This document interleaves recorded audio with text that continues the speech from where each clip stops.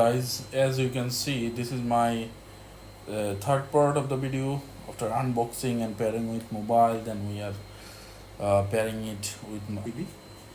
So well, we'll see like how good how good is the connection is. Okay, so let's get started.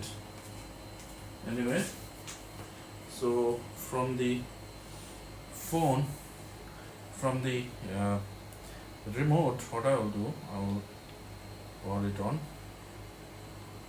Okay, and then I have my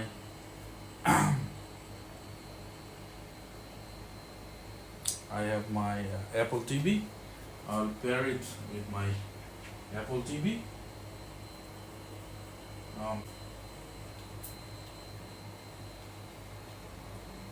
Okay, here you go.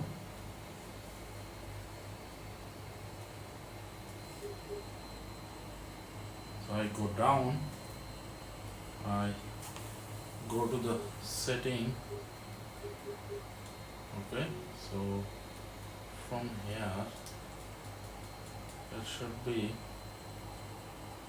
somewhere the connection remotes and devices. Okay, so I go there, I go here, Bluetooth.